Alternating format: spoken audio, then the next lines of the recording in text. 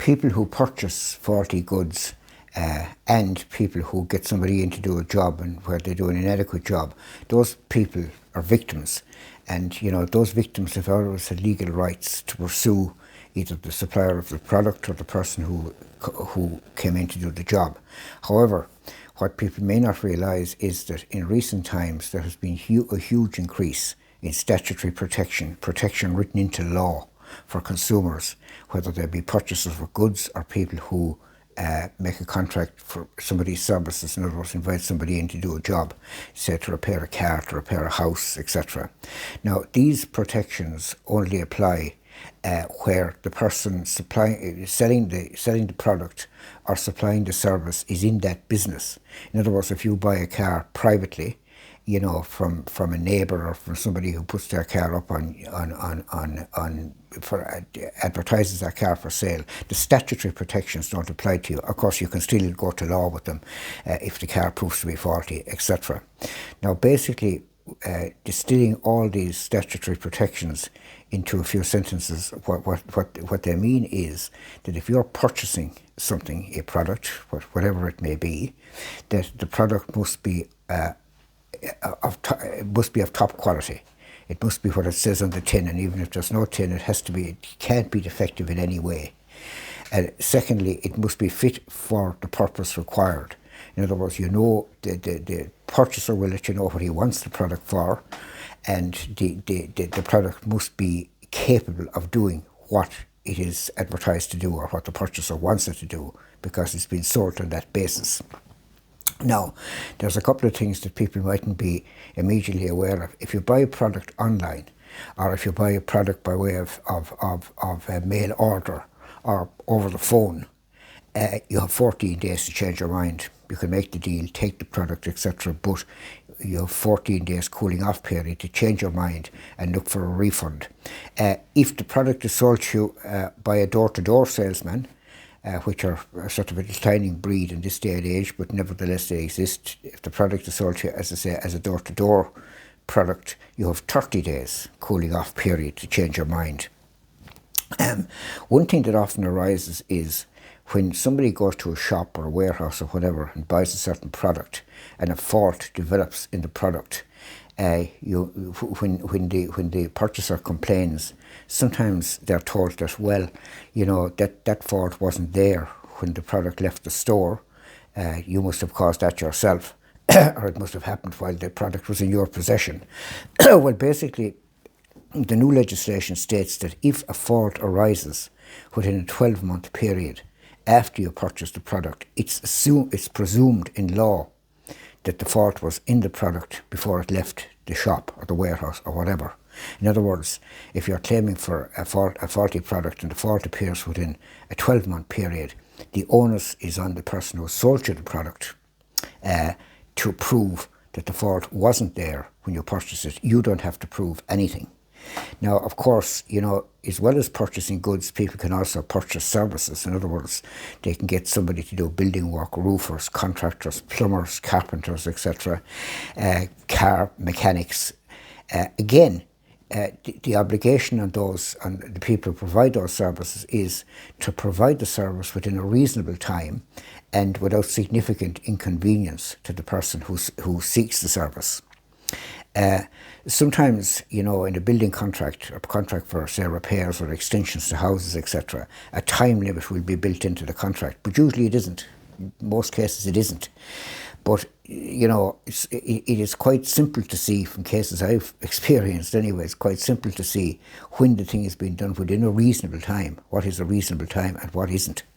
Now, if it's not done within it's useful, incidentally, for people, particularly who are, you know, paying people for big jobs such as repair and maintenance of houses, etc., to write a time limit into the contract and compel the contractor to do the job within that time. But if that is not done, you know, you have the right to redress if the job isn't done within a reasonable time, and as I say, at minimum inconvenience to yourself. There's a whole lot of remedies that people can get for faulty goods and services. One would be, of course, the usual one is a refund. Take it back and refund. You can demand it to be repaired by the supplier. You can demand a replacement. Sometimes you can negotiate for a lower price, or sometimes if you have part of the price paid, you can withhold the rest, and that'll all be upheld, provided you're in the right. Now, the basic thing here is that you have all those rights, and they're very substantial. But the question people ask is, well, how am I going to vindicate those rights if something goes wrong? If I buy something and it's faulty, etc. What do I do about it, or where do I go? Well, the first thing I want to mention is there is a body called the the Competition and Consumer Protection Commission, which oversees the operation of all that consumer protection legislation, and it would be useful to contact those people, to tell them what happened, and they will advise you of the appropriate remedy to pursue.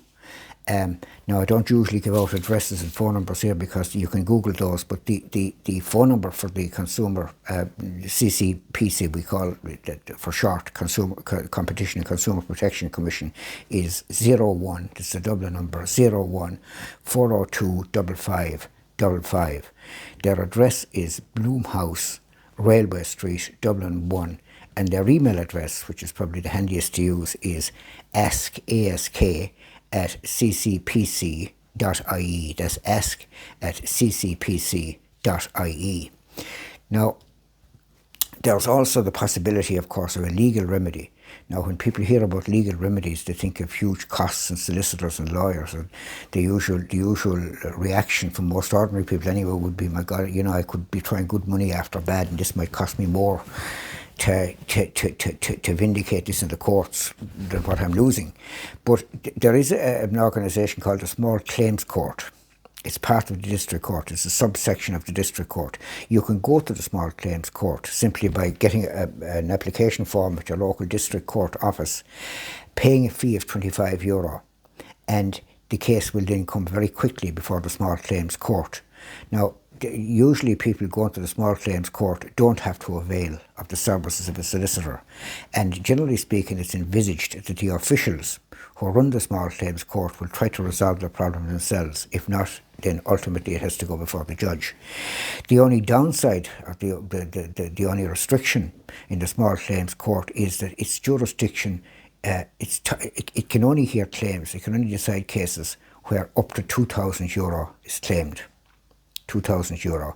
Now, if all other remedies fail, I'm going to come to another set of remedies now, things you can possibly do, but if all else fails and the amount you're looking for is over €2,000, you can still, of course, go to the ordinary district court. You can go to the court. You can still go to the courts.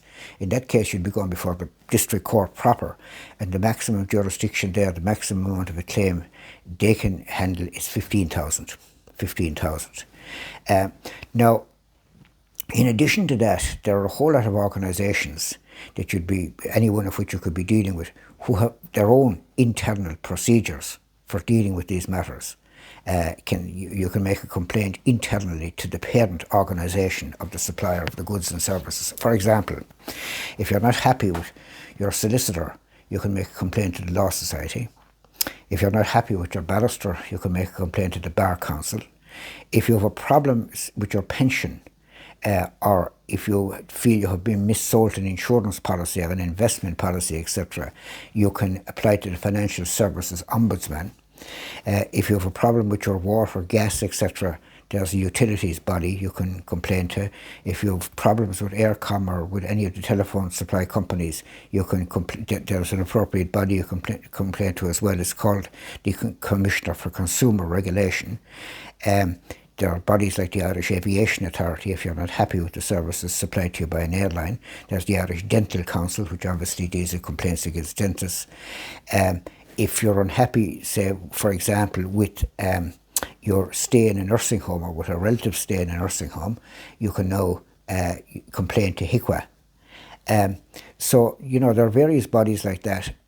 if all fruit fails and you can't get satisfaction with the internal procedure by going that way, you don't have to go that way, but if you decide to do that and you can't get satisfaction, then as I say, you can fall back on the small claims court or in the district court. It's usual, by the way, when you have to take a case to the district court as such, if suppose the claim is more than 15,000 and you have to take a case to the district court, if you win your case, it's usual that costs will be given against the person who loses.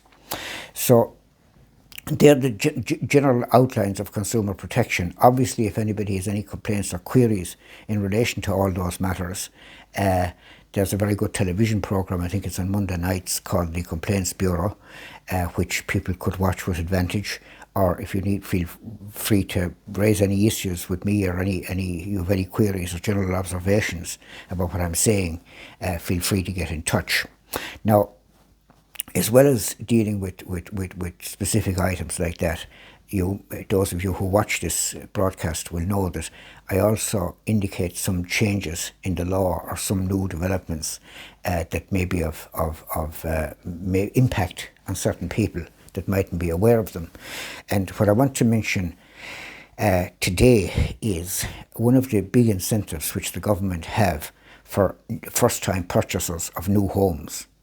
It's called the Help to Buy scheme. The way the Help to Buy scheme operates is that you can towards your deposit. Many people factor in this when they're estimating how much they can pay for their deposit. You can claim your income tax back for the last 4 years, or 10% of the value of the house, whichever is lesser. In other words, if the house you're purchasing is 250,000, the most you can claim back is 25,000, that's 10%. If the house is 350,000, the most you can claim back is 30,000. So that scheme is there, but there is one particular aspect of the scheme which seems to have cut out a number of people, and it's this. When you're envisaging, applying for that scheme, or rather when you're actually buying a house, you have to check whether the developer is registered with the Revenue Commissioners, because not all developers are registered with the Revenue Commissioners, and if the developer here is not registered with the Revenue Commissioners, you're not entitled to avail of the scheme, which of course can have catastrophic consequences for certain people in view of the price of houses and the fact that when people are estimating how much they can pay by way of deposit, they factor this in. Could be factoring in a possible 25 or 30,000 towards the cost of your deposit, and then suddenly find that it's not available to you because the builder isn't registered with the Revenue Commissioners, would come as a serious shock, I'm sure, to any first-time house purchaser.